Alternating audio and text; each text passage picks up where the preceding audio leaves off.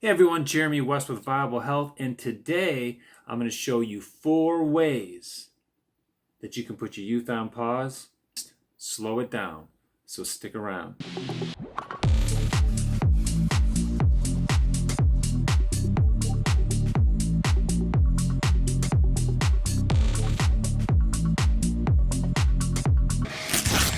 Now, youth on pause, what do I mean by that?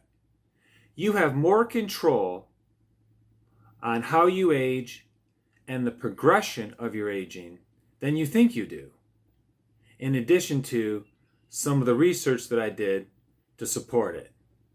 But before I get into that, please make sure you like and subscribe. So let's get into the 4 ways that you can slow down your age. Okay, so the first way to slow down aging, reducing chronic stress.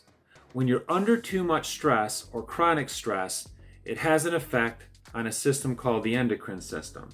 And essentially what the endocrine system is, it contains many glands that release certain things that keep hormonal balance within your body.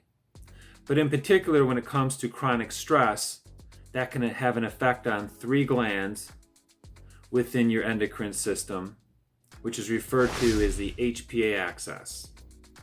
The HPA Axis stands for hypothalamic pituitary adrenal axis, which consists of 3 glands: the hypothalamus, the pituitary gland, and the adrenal gland. And when these glands have hyperactivation, it can lead to certain metabolic diseases, in particular cardiovascular implications, or it could cause your good cholesterol to be off. It can cause your bad cholesterol to be off, and it can lead to certain things. In addition, the hypothalamus releases what is referred to as CRH, corticotropin releasing hormone.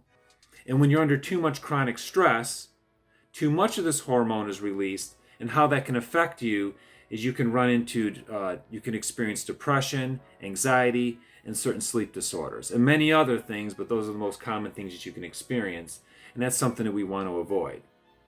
Next, ROS. This stands for reactive oxygen species. And essentially what this is, it's an unstable molecule that contains oxygen that easily reacts with other molecules in the cell. And when you have a buildup of this, it can have an oxidative effect, and it can damage the DNA and RNA in the cell, which could lead to aging.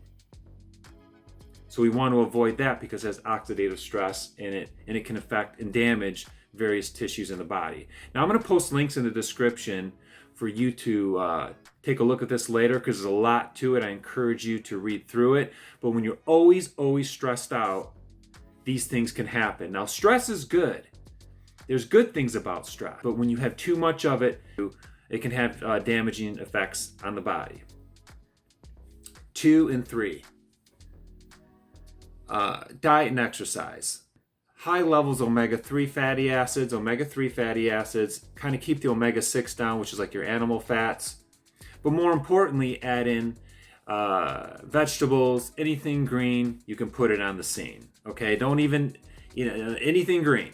In summary with this, just maybe try and eat every 12 hours, and then maybe in the middle, like in the afternoon, and then in the morning do something like an apple cider vinegar. Like maybe do 2 cups of water mixed with honey, raw unprocessed honey, maybe freshly squeezed lemon, and kind of mix up the apple cider vinegar, the lemon, the honey, and the water together. Maybe do that in the morning, or if it's better, do it before you go to bed. But you really want to have your main meal in the middle of the day every 12 hours. At least number 4, plenty of rest. And it's easier said than done. But if you can just manage to get at least 7 to 8 hours of uninterrupted sleep every night, and I mean uninterrupted, cell phone off, try and empty your mind out before you go to bed, maybe do a good exercise routine, just do something to wear yourself out, just so you can just, get into a nice sleeping pattern, maybe habitually over time. Getting the proper amount of sleep is shown to improve your mood, your behavior, your alertness, but more importantly, you get tissue repair, and that's a really good time for your liver to detox itself. So the takeaway from all this, slow down that age and go out there and kick butt.